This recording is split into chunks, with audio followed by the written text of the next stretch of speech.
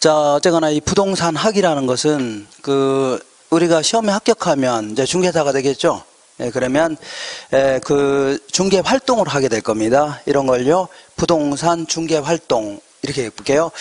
그리고 아파트 같은 걸 구입할 수 있는 거 아닙니까? 이런 걸요, 부동산 거래 활동. 그 다음에 부동산은 비싸요, 싸요? 예, 비싸니까 때로는 은행에서 돈 빌릴 수도 있는 거죠. 이런 걸요, 부동산 금융 활동 이렇게 얘기합니다. 내가 일단에 땅을 갖고 있다 그럴 경우는 여기다가 이제 건물 같은 거 지을 수 있는 거죠. 이런 걸요, 부동산 개발 활동 이렇게 얘기합니다. 어쨌거나 이제 부동산 관련된 다양한 활동이 있는데 이거를 가능하면 어떻게 하겠다고요?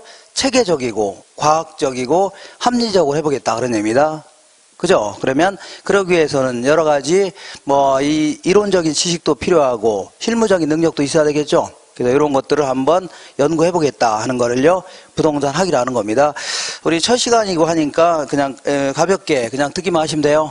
저기 뭐 하는 거냐 이렇게 하지 마시고 그냥 앞으로 저런 내용을 공부하는 거구나 이렇게 하시면 됩니다. 앞으로 저런 내용들을 공부하는 거구나 이렇게. 잠깐만요. 자, 그러면 이렇게 한 박스를 한번 그려보겠습니다. 이렇게 박스를 딱 그려본다면 세 칸으로. 자, 이건 이제 앞으로 이런 내용을 공부할 겁니다. 이런 내용을. 맨 먼저 부동산 의사결정 분야다. 자, 의사결정이라는 표현 자체는 어떤 선택 가능한 여러 가지 대안 중에 합리적이고 경제적 인간을 가정합니다. 합리적이라는 표현 자체는 어떤 이제 이성에 부합된 행동이죠. 요거 하는 사람들을요, 합리적 인간이다. 다시 말하면 정상적인 사고를 하는 사람들을요, 합리적 인간이라 하는 겁니다. 그 다음에 이제 경제적 인간. 요건 또 뭐냐면 우리가 어디 가서 손해 보려고 해요, 안 해요? 예를 들어 시장 가서 물건 구입하는데 돈을 일부러 더 주려고는 안 하겠죠. 조금 더 깎으려고 할 겁니다. 그렇지 않나요?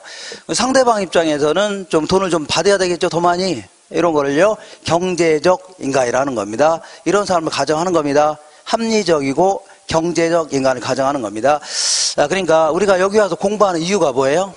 여기서 공부하는 이유가 무슨 자아실현 욕구다. 이 자아실현이라는 표현 자체는 상당히 포괄적인 용어입니다. 자아실현이라는 게 개인들이 갖고 있는 어떤 자질 같은 거 있죠. 이런 거를 최대한 발휘하겠다 그런 얘기입니다. 이거를요, 자아를 실현한다 해줍니다. 그러니까 사람마다 이 타고난 재능들이 있어 없어요? 조금이든 많이든 있는 겁니다. 그렇잖아요. 어떤 사람은 공부에 대한 재능이 많아서 공부를 잘한다든가, 어떤 사람은요, 미술에 대한 재능이 풍부해서 미술을 잘한다든가, 어떤 여자분은 싸움질을 잘하는 겁니다. 그죠? 파이팅의 기질이, 그러니까 싸움질의 기질이 있어갖고 미국에 가면 UFC라는 게 있습니다. 그거 있잖아요. 격투기, 거기 가서 1등을 한다든가 이런 걸요, 어떤 자아실현 욕구를 해결한다. 아니면 자아실현 욕구를 충족시킨다 표현합니다. 근데 이러한 거창한 욕구보다는 우리가 경제적 인간이라는 것은 이런 공부를 통해서 어떻게 해요? 어떤 경제적인 고통이 있죠? 이걸 해결해 보겠다. 이런 게 크지 않나요? 아닌가요? 남편이 좀 돈벌이가 시원찮다. 그래서 내가 좀 돈 좀 벌겠다. 이런 거 아닙니까? 그죠? 이런 거라든가, 본인도 회사 생활 같은 거 하게 되면 아무래도 이제 큰 돈을 벌기 힘드니까 이런 쪽에서 개인적인 자영업을 하겠다. 이런 거 아닙니까? 이런 게 일종의 답을 하고요. 경제적 인간이라는 겁니다. 자, 그러니까 이 경제적 인간을 가정해서 어떤 최적 대안을 선택해 보겠다는 얘기입니다. A, B, C, D가 있다면 최적 대안을 선택하겠다. 이런 걸요, 의사결정 분야다. 이렇게 얘기합니다. 자, 여기에는 맨 먼저 부동산 투자론이라는 게 있습니다. 자, 이런 걸 앞으로 공부할 겁니다. 자, 내가 이제 아파트 같은 거 구입하는데 어떤 아파트를 구입하는 게 가장 최적의 앞으로 가치도 올라갈 것이고 목도 좋은 아파트냐는 얘기죠. 이런 거 한번 따져보는 거를요, 투자론, 여기서 공부하는 겁니다. 첫 번째는. 자, 두 번째는 부동산은 비싸요, 싸요? 비싸죠. 그러니까 때로는 은행에서 돈을 빌릴 필요가 있는데 이때 이거를 자금을 조달한다 이렇게 표현합니다. 근데 이제 이 자금을 조달하는 것도 어떤 형태로 조달하냐, 다양한 방법이 있습니다. 그래서 어떤 형태로 조달할 것이고 어느 정도를 조달할 것이며, 그리고 어떤 식으로 갚아 나갈 것인가, 이것도 하나의 선택의 문제가 될 수 있는 겁니다. 이걸요 부동산 금융론 이렇게 얘기합니다. 그 다음 이제 세 번째는 내가 일단의 땅을 갖고 있다. 그러면 이 땅에다가 어떤 건물을 기획해서 어떤 식으로 지어서 어떤 식으로 뭐 분양할 것인가, 임대할 것인가, 이런 걸 한번 따져볼 수 있죠. 이런 걸요 부동산 개발론 해주는 겁니다. 앞으로 이게 공부할 내용을 쭉 한번 적어보는 겁니다. 이걸요 부동산 개발론. 그 다음에 정부 입장에서는 부동산과 관련된 문제가 발생했다. 예컨대 시장이 뭐 투기가 아주 극성이거나 아니면요 난개발 같은 게 심할 수 있죠. 그러면 이걸 그냥 방치해 놓으면 대화인데요, 안 된다는 얘기입니다. 그래서 어떤 형태로 개입해서 해결해야 되는데, 이 정부가 개입하는 목적도 크게 두 가지입니다. 자, 예를 들어 효율성을 강조할 것인가, 아니면요 형평성을 강조할 것인가, 이것도 하나의 선택의 문제가 될 수 있는 겁니다. 그래서 이걸요 부동산 정책론 이렇게 얘기합니다. 그래서 요 네 가지 파트를 의사결정 분야다 이렇게 얘기합니다. 요게 이제 그 부동산학에서 가장 중요한 파트입니다. 가장 중요한 파트인데, 요거를 이러한 식으로 뭐 실무적으로 이렇게 지원해주는 분야가 있고, 이런 식으로 이론적으로만 지원해주는 이러한 분야가 있습니다. 자, 그래서 먼저 실무적으로 지원해주는 분야를 의사결정을 지원해주는 분야다. 그래서 의사결정 지원 분야 이렇게 해줄게요. 그리고 이론적으로만 지원해주는 분야를요, 이걸요 기초 분야 이렇게 해줄게요. 기초 분야. 요거는요 의사결정 지원 분야다. 이렇게. 그러니까 맨 먼저 실무적으로 이게 지원해주는 분야가 어떤 게 있냐면, 맨 먼저 이제 부동산 이용론이라는 게 있습니다. 자, 여기서는 인간이 특히 이제 토지를 대상으로 다양한 활동을 할 수 있는 건데, 이러한 과정에서 인간의 눈에 비춰지는 다양한 모습들이 있거든요. 예를 들어서 뭐 직주 분리 현상이다. 그래서 옛날에는 직장은 도심에 두고 외곽에 나가 살았는데, 요즘에는요 직주 접근이다. 그래서 다시 도심 쪽으로 들어오려고 한다는 얘기죠. 이런 식으로 이런 다양한 현상들이 나타납니다. 이걸 쭉 한번 알아보겠다 그런 얘기입니다. 자, 두 번째는 부동산 관리론이라는 게 있는데, 요건 또 뭐냐면, 내가 이제 부동산을 갖고 있으면서 어떤 식으로 관리하는 게 가장 뭐 최적의 효율적인 관리가 될 것인가, 이걸 한번 알아보겠다 그런 얘기입니다. 이걸요 부동산 관리론 이렇게 얘기합니다. 자, 세 번째는요 부동산 입지 선정론이다. 여기서는 내가 이제 빵집을 하려고 합니다. 근데 빵집을 어디서 하는 게 최적의 입지가 될 것인가, 이거 관련돼서 자, 외국에서 나온 학자들이 있습니다. 외국의 학자들이 내오는 논문들을 좀 쭉 한번 살펴보는 겁니다. 그래서 실무적으로 한번 지원을 받겠다는 얘기입니다.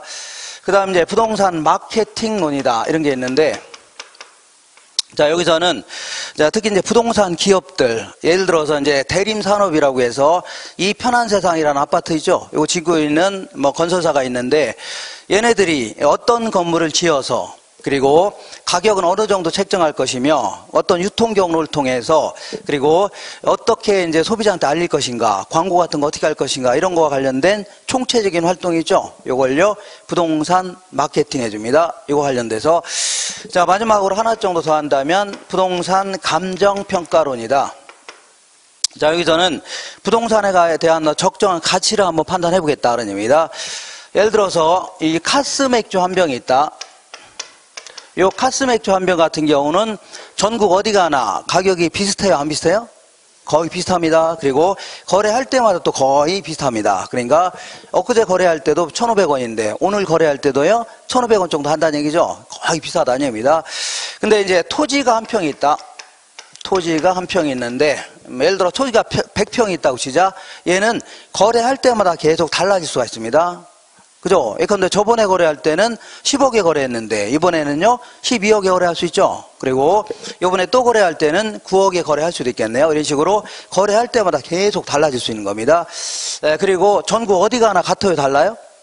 다를 수 있는 거 아닙니까? 그죠? 그리고 우리 그 맥주를 구입하면서 사기당했다 이런 얘기 들어봤나요? 아니면 정부에서 강압적으로 수용했다 이런 얘기 들어봤나요? 아니잖아요. 아니면요, 이 금매로 거래했다 이런 것도 안 들어봤겠죠. 그러니까 근데 이 토지라는 놈 볼게요. 이 토지, 이놈의 토지는 무슨 사기당했다 이런 얘기 많이 들어서 안 들었어요? 당연히 들었죠. 그리고 정부에서 강압적으로 뭐 수용했다든가, 뭐, 아니면요, 금매로 거래했다든가, 이런 거 있죠. 예, 이런 게 굉장히 많다는 얘기입니다. 그러니까 시장에서 거래되는 가격을 가지고 여러 가지 조세를 부과하거나 아니면 보상금 같은 거 책정했다가는 상당히 문제가 발생할 수 있다는 얘기입니다. 그래서 안 되겠다. 이 분야에서 좀 공부 좀 한 사람들이 있죠. 이 감정평가사, 이런 사람을 양성해서 그 사람들한테 이제 적정한 가치를 판단하게끔 하는 겁니다. 그래서 요걸 기초로 해서 조세도 부과하고 부담금도 여러 가지 이 보상금도 책정하고 기타 다양한 목적 써먹겠다는 얘기죠. 이런 걸요 감정평가론 해줍니다. 여기서 이제 공부하는 겁니다. 이런 거를 요 정도 분야를 뭐 실무적으로 지원해준다 이렇게 얘기합니다. 그 다음에 이번에는 기초 분야는 이제 오늘 공부할 내용이 부동산학 총론이라고 있는데 여기서 오늘 공부할 겁니다. 여기서는요 부동산학이 도대체 뭘 공부하는 거고 부동산은 또 뭐냐, 그리고 부동산을 여러 가지 형태로 분류를 해볼 겁니다. 그리고 부동산의 특성 이런 걸 쭉 한번 살펴보는 게 이 파트입니다. 두 번째는 이제 기초 분야 중에 가장 강력히 얘를 지원해준 분야가 부동산 경제 이론입니다. 이거 한 3가지 파트 정도로 구성되어 있는데, 맨 먼저 수요 공급 이론이다. 우리 어떤 아파트 단지가 있다. 여기 보면 호평 아이파크 있죠? 요게 있는데, 요 아파트를 갑자기 살려는 사람이 많아졌습니다. 그러면 가격이 올라갈까요? 떨어질까요? 올라갑니다. 반대로 사는 사람 몇 명 안 되는데 팔려는 사람이 굉장히 많다는 얘기죠. 팔려고 내놓은 게 300개는 된다는 얘기죠. 그러면 가격이 올라갈까요? 떨어질까요? 떨어지게 됩니다. 근데 이런 거를 말로만 설명하는 게 아니라 어떤 그래프를 가지고 한번 논리적으로 설명해 보겠다는 얘기입니다. 그러면서 다양한 경제 현상을 집어넣고서 분석해 보겠다 하는 걸요 수요 공급 이론 이렇게 얘기합니다. 두 번째는요, 이 수요와 공급이 만나는 점에서 가격과 수량이 결정되는 시장이 형성될 수 있는데, 요걸 시장론. 그래서 요 시장은 일반 맥주 시장과는 좀 차이점이 있다는 얘기죠. 이걸 좀 살펴보는 게 부동산 시장론입니다. 그리고 이러한 시장은 시간이 감에 따라서 때로는 요즘에는 경기가 좀 안 좋다 하죠. 많이 안 좋다. 이런 식으로 경기가 좋아졌다, 나빠졌다를 반복할 수 있는 겁니다. 그죠? 이런 거를요, 경기 변동이다. 이렇게 얘기합니다. 그래서 경기 변동론이다. 변동 맞나요? 이렇게. 요걸 좀 알므로써 앞으로 경제 활동하는데 도움을 받고자 한다입니다. 어쨌거나 부동산도 싸게 구입해서 비싸게 파는 게 장땡이죠. 경제 활동에 도움을 받고자 한다. 그런 의미입니다. 그래서 요 정도가 이제 앞으로 이제 공부할 내용입니다. 요게 이제, 앞으로 요 정도 내용을 좀 공부할 건데, 어떤 책을 보든지 1월 달부터 이제 본 교재를 나눠 드릴 겁니다. 그 교재 목차 보면 요 내용이 쭉 실어 있을 겁니다. 이거보다 많지도 않고 적지도 않고 딱 요걸 실어 놨습니다. 왜냐면 2007년서부터 그 당시에는 건설교통부였는데 지금은요 국토교통부로 바뀌었습니다. 얘네들 이제 이 중개사 시험에서 표준 목차라는 걸 발표했습니다. 그래서 앞으로 시험에서 요 정도 범위 내에서 출제해라. 이렇게 이제 얘기했습니다. 그래서 지금까지 꾸준히 이렇게 지켜지고 있습니다. 그러니까 1월 달에 책을 받아보시면 이 내용이 그대로 실려 있을 겁니다. 다만 이제 순서는 바뀔 수 있습니다. 여기는 일부가 이쪽으로 뒤로 가든가 앞에로 가든가 이렇게 순서는 바뀔 수 있는데 이 내용을 싣고 있다는 얘기죠. 이렇게 하시면 돼요. 근데 요거보다 이제 추가로 이제 공부할 내용이 또 있는데 예컨대 투자 같은 거라든가 개발 같은 거 이렇게 하려면 이 법적인 지식이 필요해요? 안 필요해요? 필요하잖아요. 그래서 여러 가지 추가적으로 이런 것도 좀 공부를 해야 됩니다. 여러 가지 사법이라든가 아니면요 여러 가지 이제 공법 같은 것도 공부를 해야 됩니다. 이 사법이라는 것은 어떤 개인들 간의 법률 관계를 규율하는 법이죠. 요거를요 사법 이렇게 합니다. 사인들 간의 개인들 간의 법률 관계를 규율하겠다. 대표적인 게 민법이라든가 상법 이런 걸 얘기합니다. 이런 걸요 사법이다 이렇게 합니다. 그다음 이제 공법이라는 것은 이 공급이 왜 나왔습니까? 공법이라고 써놔야 되죠. 요거는요 이 국가가 이제 위에 있으면서 어떤 개인들의 법률 행위 있죠. 법률 관계를 규율하고자 한다. 아니면요 국가들 간의 국가기관 간의 어떤 법률 관계죠. 이런 것들도 규율하고자 하는 이러한 법을요 공법이라 하는 겁니다. 대표적인 게 헌법입니다. 헌법이라든가 행정법, 형법 이런 걸 다 뭐라고요? 공법이다. 이렇게 합니다. 이렇게. 대학교가 이제 큰 대학교 같은데, 예컨대 서울대 같은 데는 따로 뽑습니다. 사법학과, 공법학과 이렇게 따로 뽑는데, 그 규모가 좀 작은 대학은 이제 법학과 이런 형태로 이제 모집합니다. 어쨌거나 이제 부동산과 관련돼서도 이 법률적인 지식이 필요해요, 안 필요해요? 필요하다는 얘기입니다. 그래서 예컨대 이제 민법 같은 걸 좀 알고 있어야 됩니다. 민법.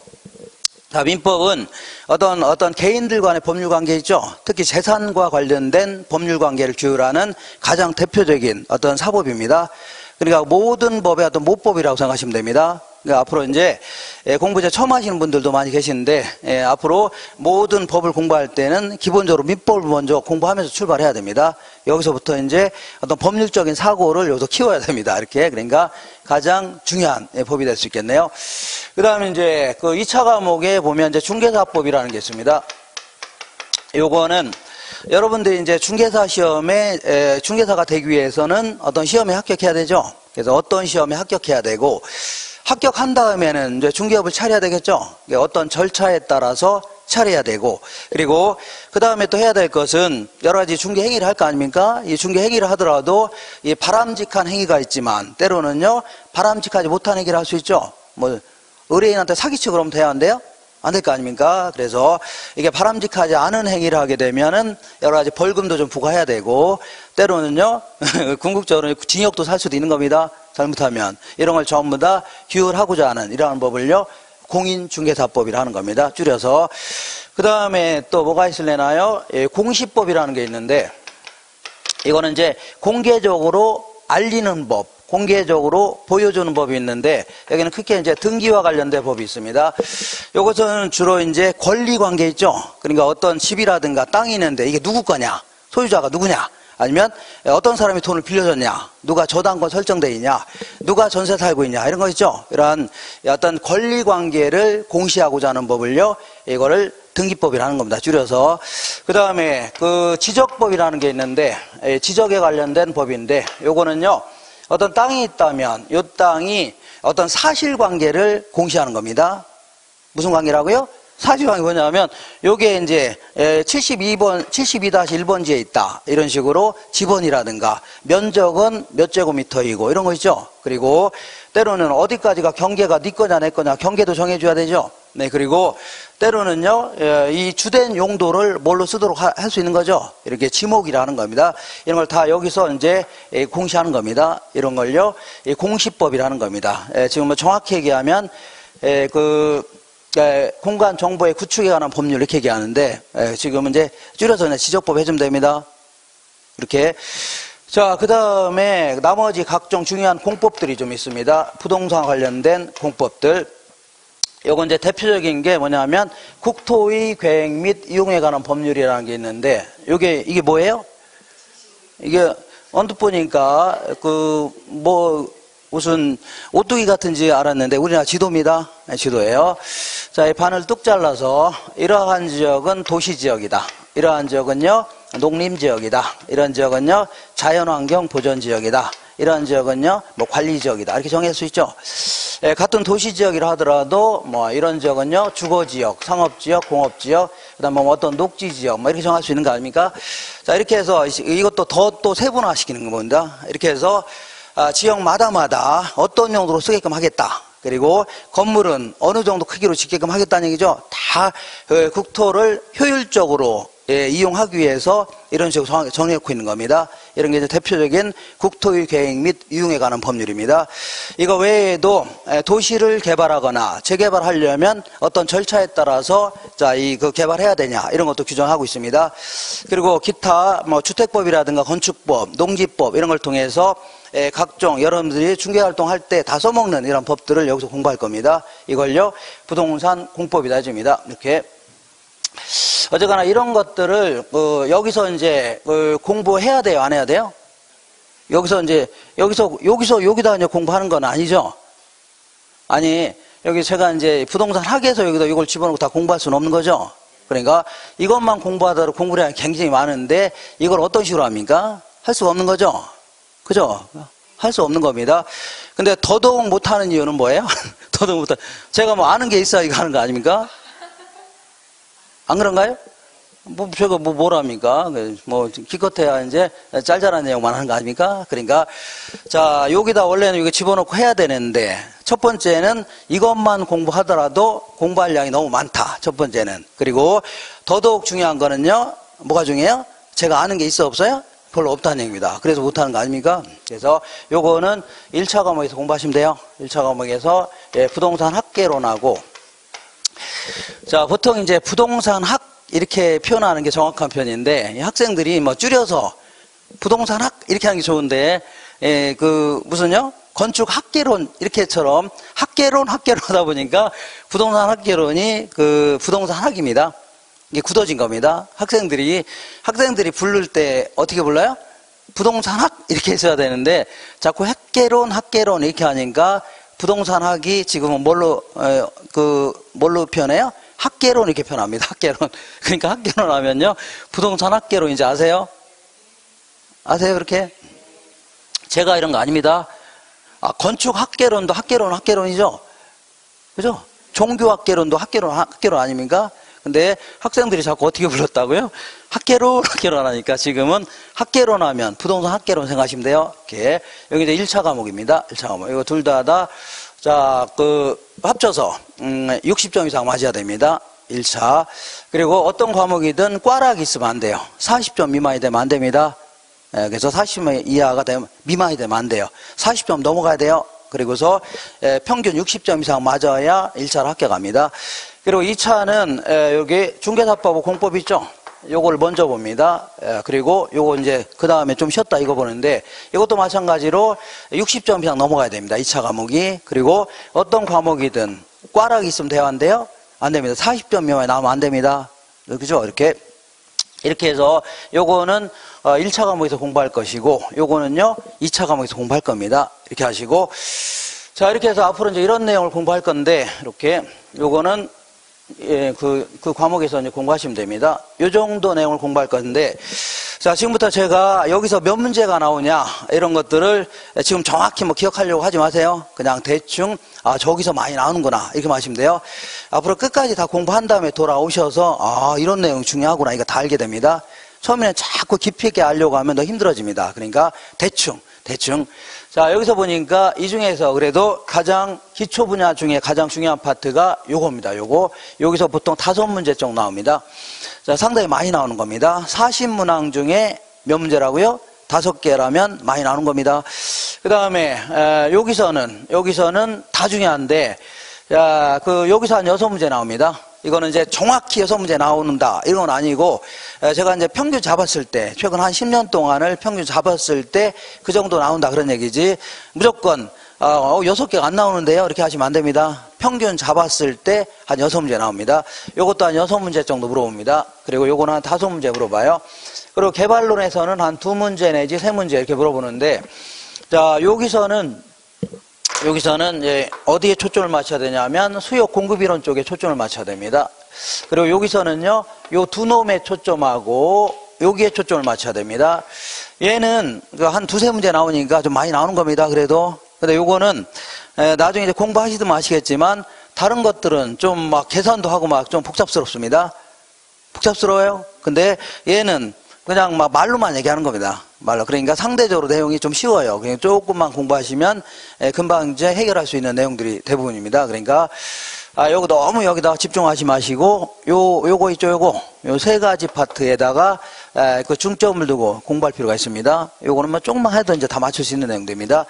그리고 여기서는 여기서 어디 갔어요? 여기서는 감정평가론에서 6문제가 나옵니다. 6문제 나오고 입지선정에서 한 2문제 나오고 이렇게 그래서 여기서는 특히 감정평가론 쪽에 초점을 맞춰야 됩니다. 이게 가장 중요한 파트입니다.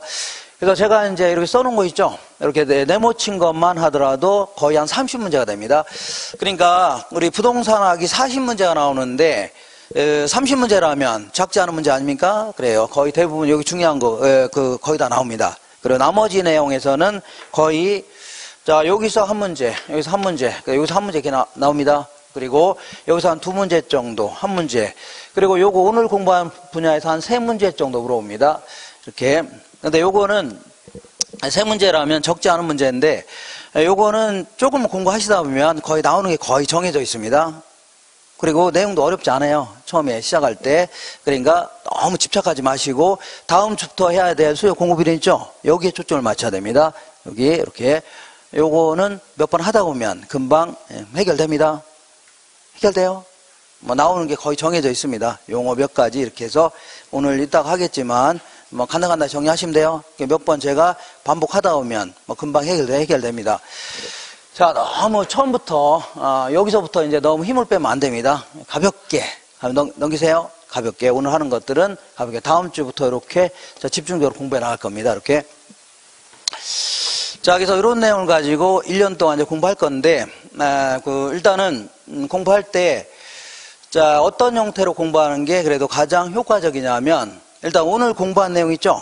요 공부한 내용을 다음 주에 제가 이제 OX 문제로 나눠 드릴 겁니다. OX. 그래서 다음 주에 오셔서 이렇게 한번 쭉 한번 풀어보세요. 풀어보면은 풀어본 다음에 그 다음 내용을 진행하게 되면 훨씬 더 매끄럽게 진행됩니다. 왜냐하면 우리는 매일매일 공부하는 게 아니라 이 과목을 오늘 보면은 언제 봐요? 일주일 있다 또 보는 거 아닙니까? 그냥 시간이 갭이 좀 상당히 길어집니다. 그래서 우리 이제 고등학교 때 같은 경우에 영어 수학 같은 경우는 매일매일 하죠, 거의.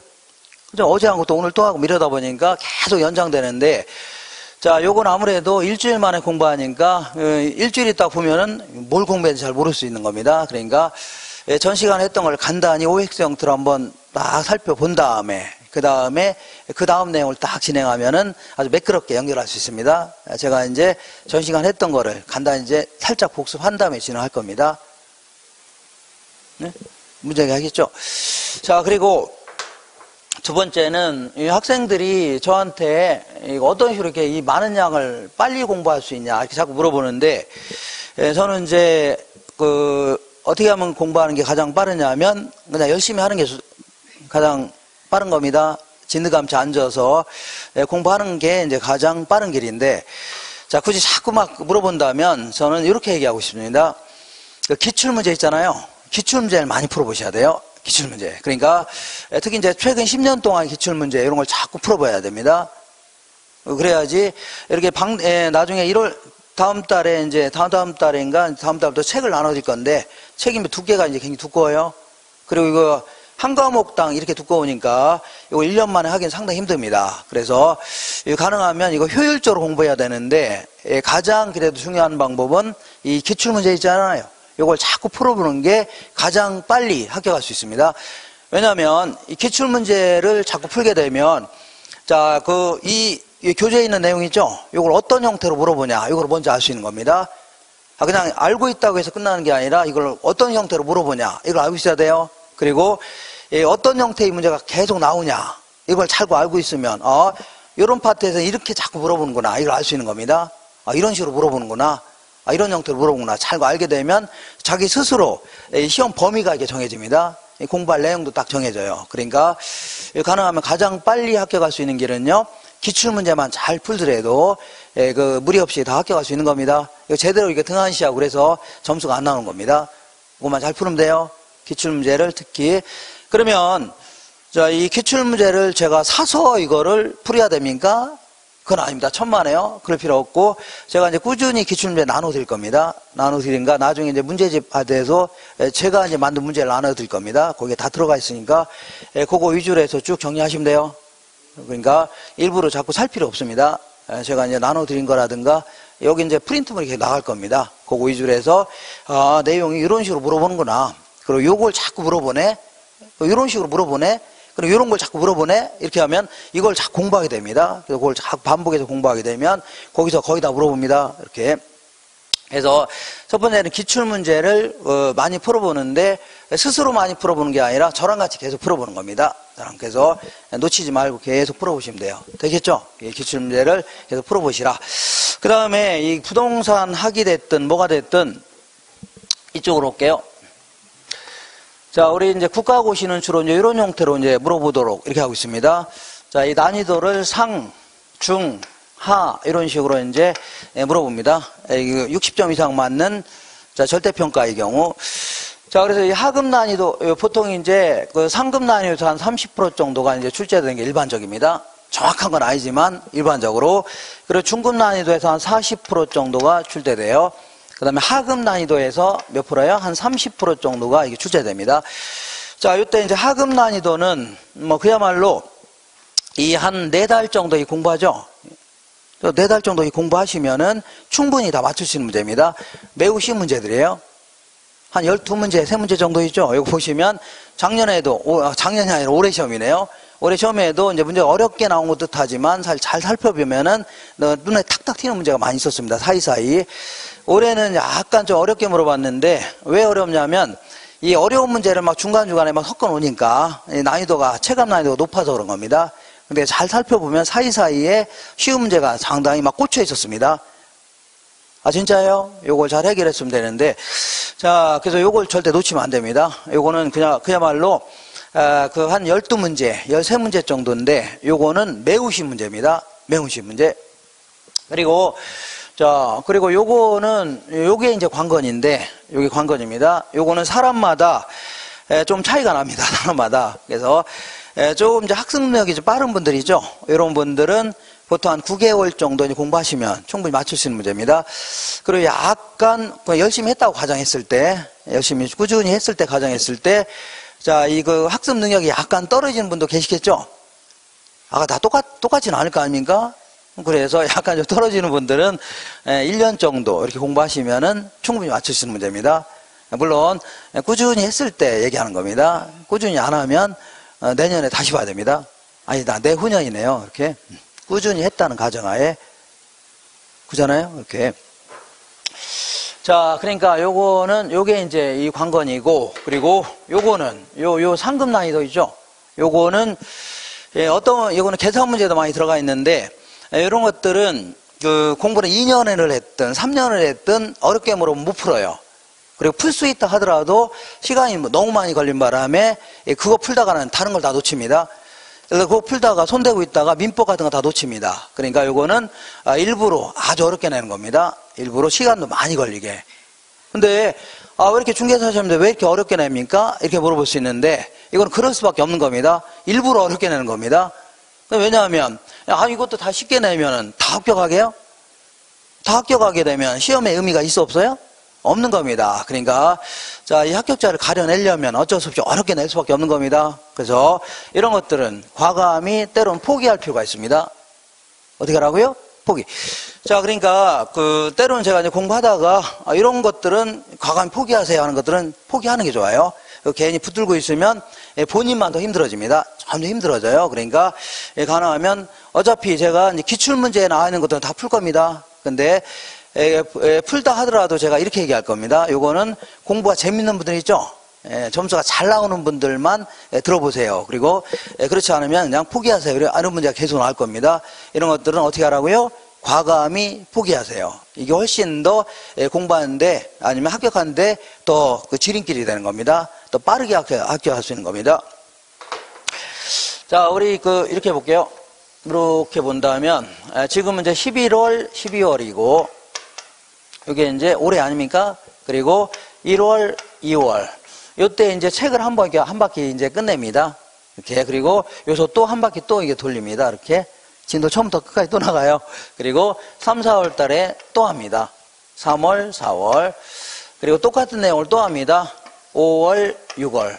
총 4번에 걸쳐서 계속 할 겁니다. 4번. 어떤 사람은, 왜 똑같은 내용을 이렇게 질리게 계속 합니까? 왜냐하면 이 부동산학 개론 이거 하나만 가지고 1년 동안 공부한다면 이거 막 집중적으로 하면 되는 겁니다. 그죠? 근데 우리가 이제 6개 과목 하는 거 아닙니까? 책 과목당 다 이래요. 두께요. 이거를 1년 만에 하기는 너무 힘듭니다.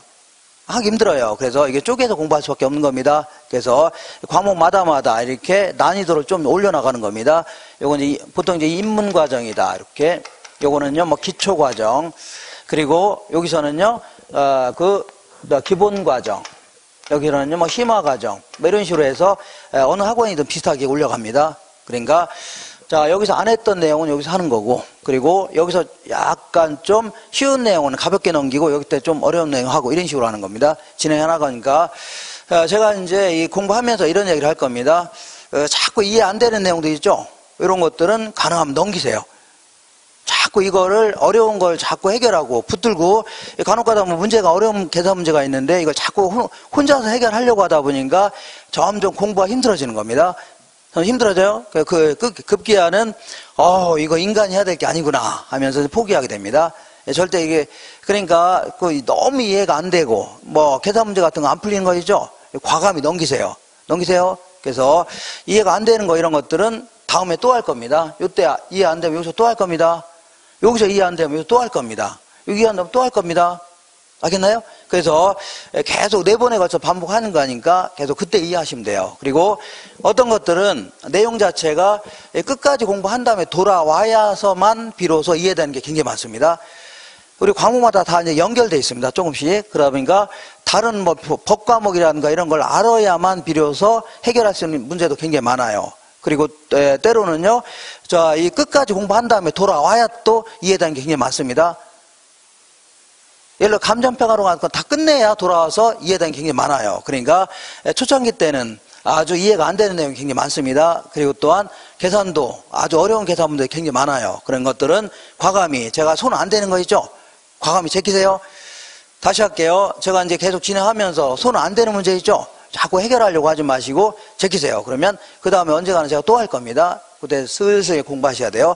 차분히 순서에 따라 공부하셔야지 괜히 급하게 공부하시면 본인이 힘들어집니다. 와, 이거 너무 힘들다. 이거는 몇 년에도 공부 못할 것 같다. 이렇게 생각됩니다. 그러니까 가능하면 차분히 재밌게, 그러니까 약간 공부를 조금 즐기는 식으로 공부하셔야 돼요. 자꾸 어떤 중압감에 휘달려서 공부하는 것보다는 좀 재밌게 있죠? 살살살 즐기면서 이렇게 공부하시면 훨씬 더 능률이 올릴 수가 있는 겁니다. 자, 그래서 제가 다시 한번 강조하지만 제가 이제 그 수업 중간중간에 언급하지 않는 내용 있죠? 이런 거 가능하면 넘기세요. 차분히 넘기시고 이렇게 해서 언젠가는 다 할 겁니다. 나중에는 아주 어려운 문제까지 다 계산할 겁니다. 이렇게 계산이 아니라 다 풀 겁니다. 그러니까 그런 줄 아세요? 이렇게 해서 가능하면 이렇게 어려운 문제 같은 건 자꾸 손대지 마세요. 요것만 하더라도 70점 맞는 거 아닙니까? 요게 이제 한 12개 정도 나온다면 찍으면 오지선다형이니까 찍으면 몇 개는 맞춰요? 3개는 맞출 거 아닙니까? 그러면 여기에다가 요거 더해서 몇 점이요? 한 75점이나 이렇게 맞으면 되는 거 아닙니까? 요것도 굉장히 많이 맞는 겁니다. 그러니까 이렇게 맞추면 돼요. 그러니까 자, 우리 시험은 아주 이 중급 난이도 정도 있죠? 요거를 누가 가장 빠르게 안전하게 이렇게 풀 수 있냐 여기에 따라서 성패가 갈라지는 거지. 이 어려운 문제를 푼다. 풀고 있다가는 다른 거 다 놓칩니다. 다른 거 놓쳐요. 그리고 공부가 너무 어려워집니다. 그리고 다른 거 요거 괜히 시험장에서 손대고 있다가는 다른 거 다 못 풉니다. 떨어져. 그래서 가능하면 무조건 제껴야 돼요. 무조건. 그래야지 가장 빠르게 합격할 수 있습니다. 이렇게 하시고, 그 다음에 이 부동산학에서는 이제 계산 문제가 이제 많이 나옵니다. 보통 한 10문제 전후로 해서 나옵니다. 10문제. 그러니까 뭐 작게 나올 때는 뭐 8문제, 9문제. 많이 나올 때는요, 12문제까지 나오게 됩니다. 근데 평균 잡아서 한 10문제가 나오는데, 어떤 사람은 요거를 전부 다 포기하겠다 나옵니다. 포기하겠다는 얘기는 손도 안 대겠다는 얘기 아닙니까? 그러면 상당히 위험해집니다. 공부가. 왜냐하면 40문제 중에 10문제라면 작지 않은 문제입니다. 이걸 포기했다는 것은 다른 사람보다 일단은 그 한 10문제 정도 뒤지면서 나가는 거 아닙니까? 요것도 문제가 되는 거고.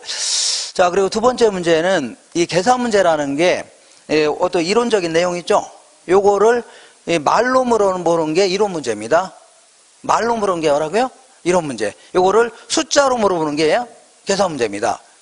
숫자로는 계산 문제예요. 그렇기 때문에 이 계산 문제를 좀 다 안 푼다, 아니 못 푼다는 얘기는 이론을 잘 모른다는 얘기입니다. 이론.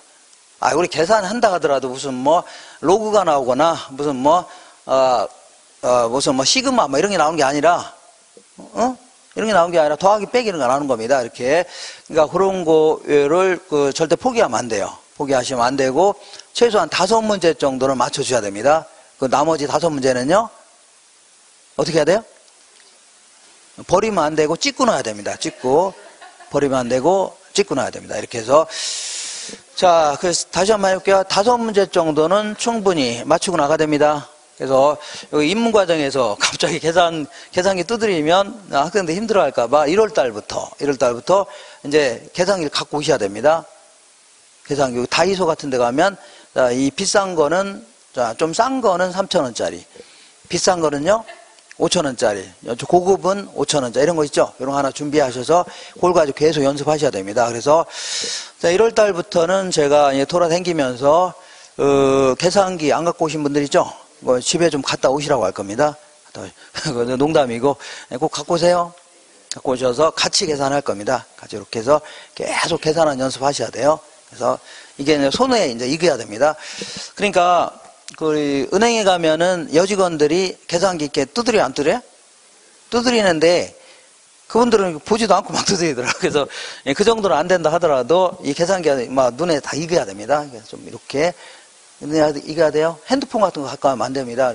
그리고 공학용 계산기 이런 것들은 가져갈 수는 있는데 이거를 전부 다 그 시험 전에도 셋업 초기화 시켜야 돼요. 그리고 또 그거 손대고 있다가 이 감독관이 가서 초기화 시켜라 하면 풀다가 또 초기화 시키고 할 수 있는 거거든요.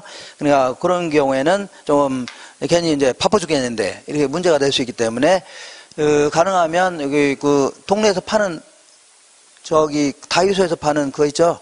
더하기 빼기 그리고 그 곱하기 나누기 그리고 자 그 GT라는 기능이 있으면 좋습니다. 근데 요게 있는 것 이게 없더라 하더라도 M 플러스라든가 M 마이너스 이런 게 붙어 있는 게 있습니다. M 플러스 M 마이너스 이렇게 해서 자 그 조그만 계산기 같은 거는 이게 없는 게 많아요. 그래서 요런 거라도 있으면 요거 사시면 돼요. 가능하면 여기 있는 게 좋은데 나중에 기능을 제가 말씀드릴 겁니다. 다시 할게요. 다시. 자, 이렇게 조금 큰 거는 이런 기능도 있습니다. 이런 기능도 있는데 좀 작은 거는 이런 기능만 있는 것도 있어요. 그래서 최소한 요 정도 기능이 있는 거는 다 이건 있습니다. 이거 있어요. 그러니까 요거는 요 기능이 있는 걸 사야 됩니다. 그리고 잘 보시면 이 GT라고 써 있는 거 있습니다. GT라 그랜드 토탈이라고 해서 이거 자 요거 있는 거 있으면 더 낫고 약간 좀 커요 이거는. 자 그래서 하나씩 준비하세요. 1월 달부터 제가 검사할 겁니다. 검사해서 꼭 갖고 다니셔야 됩니다. 1년 내내 들고 다니셔야 돼요. 가방에다가. 그래서 여기서만 계산하는 게 아니라 이제 다른 과목에서도 계산 문제가 많지는 않지만 조금씩 나옵니다. 민법에서는 좀 많이 나오진 않는데 배당 같은 거 할 때 이렇게 배당 순위할 때 금액 같은 거 계산도 하기도 합니다. 어쩌다. 자 그리고 중개사법 같은 경우는 중개수수료라든가 이런 계산할 때 나오기도 하고 그 다음에 등기라든가 지적법 같은 경우에 뭐 측량이라든가 이런 거 있죠. 이런 거 계산할 때도 나올 수도 있는 겁니다. 그 공법에서도 용적률, 건폐율 뭐 이런 거라든가 계산이 나올 수 있으니까 항상 그냥 가방에다 그냥 항상 넣고 다니셔야 돼요. 그래서 수시로해서 꺼내서 이제 계산도 하고 이렇게 손으로 계산하려면은 시간도 약간 걸리고 어떤 경우는 많이 걸리고 오류를 또 많이 범할 가능성이 높습니다. 손으로 계산하다 보면 그잖아요. 그래서 가능하면 계산기를 이렇게 손에 이겨야 됩니다. 하나 계산기 들고 다니시면서 1년 내내 들고 다니세요. 핸드폰 못 들고 들어갑니다. 핸드폰. 자, 그래서 이렇게 해서 그 계산기 꼭 들고 다니시고, 그 다음에 저는 이제 이걸 공부할 때 테마마다, 다음 주부터 이제 수요 공급 이론을 할 건데, 테마마다 큰 틀을 제가 그림의 형태로 그릴 겁니다. 항상 큰 틀 내에서 사고를 하셔야 됩니다. 그러니까 지엽적으로 들어가서 자꾸 뭘 하려고 하지 마시고, 전체적인 윤곽 내에서 지금 뭘 공부하냐, 본인이 지금 뭘 공부하냐 이걸 자꾸 알고 있어야 돼요. 자, 본인이 어떤 범위에서 뭘 하고 있는지 이걸 알고 있어야 되지. 그렇지 않고 그냥 무턱대고 막 공부하게 되면 3년이 될지 5년이 될지 모릅니다. 괜히 오래 걸려요. 특히 투자론 같은 경우는 내용이 상당히 방대한데 제가 시작할 때 그림 하나 딱 그려드릴 겁니다. 뭐 그림 내에서 자꾸 생각을 하셔야 돼요. 그때 이제 제가 말씀드릴 겁니다. 예를 들어 다음 주에 이제 수요 공급 이론 할 때인데 수요 공급 이론도 요거는 이제 양은 많지 않은데 어쨌거나 처음 시작할 때 이렇게 할 겁니다. 이쪽에다가는 가격이다 해서 프라이스 해줬고 P라는 용어 쓸게요. 다음 주에 할 겁니다. 이쪽에는 퀀터티 해갖고 수량이라는 Q라는 용어 쓸 겁니다. 그리고 수요 곡선은 이러한 형태로 그려집니다. 이렇게 사람들은 비싸면 더 살려고 하죠. 싸면 더 많이 살려고 하니까 이런 형태로 그려져요. 다음 주에 할 겁니다. 그리고 공급 곡선은요, 공급자 측면에서 이렇게 그려집니다. 이걸요, demand, 이거는 supply 해줍니다. 이렇게 해서 수요와 공급이 만나는 점에서 균형 가격과 균형 수량이 이렇게 결정되는데, 이렇게 해서 요거는 뭐 간단히 제가 설명하는데, 항상 공부할 내용이 뭐냐? 여기에 초점을 맞춰야 됩니다. 예를 들어서 맨 먼저 공부할 내용은 이 수요가 뭐고, 이 수요 곡선 자체를 오른쪽 아니면 왼쪽으로 움직이는 요인이 있습니다. 이걸 공부하는 게 첫 번째 목표입니다. 그러니까 잡다한 얘기를 하는 것은 부수적인 얘기입니다. 결론은 뭐냐면 얘를 오른쪽으로 이동할 건지 왼쪽으로 이동할 건지 요거에 초점을 맞춰야 됩니다. 이게 첫 번째 목표입니다. 이렇게 공부하셔야 돼요. 내가 뭘 공부하냐. 자, 오른쪽으로 갈 건지 왼쪽으로 갈 건지 이게 핵심입니다. 핵심. 그 다음에 두 번째는 자, 이 경제학이라는 것은 다 이 경제 현상을 그래프를 가지고 분석합니다. 그렇기 때문에 이 그래프에 대해서 어떤 식으로 분석하냐 이걸 따지는 겁니다. 두 번째는 이 공급은 또 뭐고 얘를 오른쪽 아니면 왼쪽으로 움직이는 요인들이죠. 이걸 공부하는 게 두 번째 목표입니다. 그러니까 뭘 공부하는지를 정확히 알고 있어야 돼요. 그래야지 금방 끝납니다. 금방. 세 번째는 요걸 균형점이라는 겁니다. 무슨 점이라고요? 균형점인데 이게 수요가 이렇게 왔다 갔다 하거나 공급이 왔다 갔다 하죠. 그럼 이 균형점도 변해 나갑니다. 예를 들어서 수요가 이렇게 증가한다. 이렇게 증가하게 되면 균형점도 여기서 여기로 이동해 나간다는 얘기죠. 세 번째 테마는 얘가 옮겨 나가는, 변해 나가는 거 있죠. 이걸 공부하는 겁니다. 이게 세 번째예요. 마지막으로 네 번째는 네 번째는 탄력성이라는 걸 공부할 겁니다. 자, 탄력성이라는 것은 우리 스타킹 같은 경우에는 힘을 가하게 되면 쭉쭉 늘어나죠. 이걸 탄력적이라는 겁니다. 이런 식으로 어떤 재화는 가격이 변할 때 소비량이 크게 변할 수 있지만 어떤 거는요 얼마 안 변할 수 있죠. 예를 들어서 우리 쌀 같은 거 볼게요. 쌀 같은 경우는 가격이 올라간다 하더라도 소비량이 크게 줄어요, 안 줄어요? 크게 안 줄죠. 왜냐하면 가격이 올라갔다 해서 애들한테 밥을 안 줄 수 있나요? 굶길 수 있나요? 그냥 살 수밖에 없는 거죠. 크게 안 변한다는 얘기입니다. 이걸요 비탄력적이다. 근데 내가 그 편의점에 들어가서 콜라를 사 먹으려고 갔더니 2,000원에서 갑자기 3,000원 올랐다는 얘기죠. 그럼 내가 뭐라고 생각해요? 왜 이렇게 비싸 이거? 너 아니라도 먹을 게 많아요 저거요? 옆에 보니까 맥콜, 환타, 사이다 별의별 게 다 있죠. 안 먹으면 될 거 아니야 하면서 소비량이 크게 줄을 수 있다는 얘기죠. 마지막 테마가 탄력성을 공부할 겁니다. 이렇게 해서 딱 정리하시면은 이거 나중에 공부하게 되면은 A4 용지 한 장 정도로 정리했다. 그러면 공부가 완벽히 되어 있는 겁니다. 근데 어떤 사람은 무슨 얘기하면 이 얘기했다, 저 얘기했다, 무슨 뭐 어디서 막 주워들 암기했는지 막 잡다한 얘기를 줄줄이 나열하고 했는데 그럼 공부가 좀 제대로 안 되어 있는 겁니다. 사실 내용이 별거 없습니다. 거의 없어요. 이게 답니다. 이거를 본인이 스스로 한 장 정도로 쭉 정리할 수 있다. 그러면 끝난 겁니다. 더 이상 공부할 것도 없어요.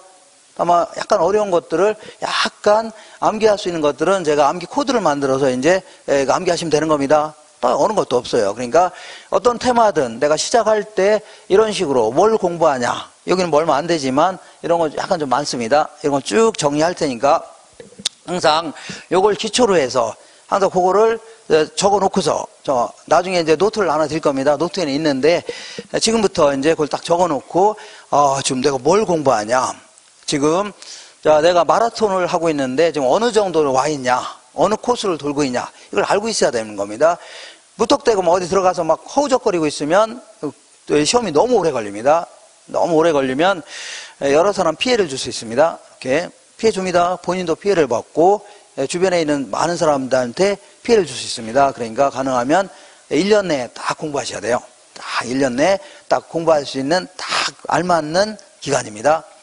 어떤 사람이 그 많은 양을 어떻게 1년 만에 합니까? 이거는 이런 식으로 이제 체계적으로 공부하시고 나중에는 딱 줄여서 시험에 나올 만한 내용 위주로 해서 딱딱 특강 같은 거 하시면 그 자료 있죠? 가지고 딱 들어가서 합격하시면 됩니다. 이렇게 해서 1년 만에 딱 끝내세요. 딱 끝내세요. 이렇게 하는 게 가장 본인을 위해서도 아니면요 이 가정을 위해서도 가정의 화목과 평온을 위해서도 가장 바람직한 그러한 그 시험 준비가 됩니다. 질문 없나요? 자, 이렇게 해서 한 분도 빠짐없이, 한 분도 낙오자가 없이 전부 다 합격해서 내년도에 전부 자격증을 한 장씩, 두 장씩 아니라 한 장씩 획득하세요. 그래서 이렇게 해서 너무 길어졌네요. 이렇게 해서 오늘 그 첫 시간 장황하게 오리엔테이션을 끝냈습니다. 잠시 후에 요거 할 겁니다. 요거부터 이렇게 할 겁니다. 할 거예요. 자, 그러면 잠깐 쉬겠습니다.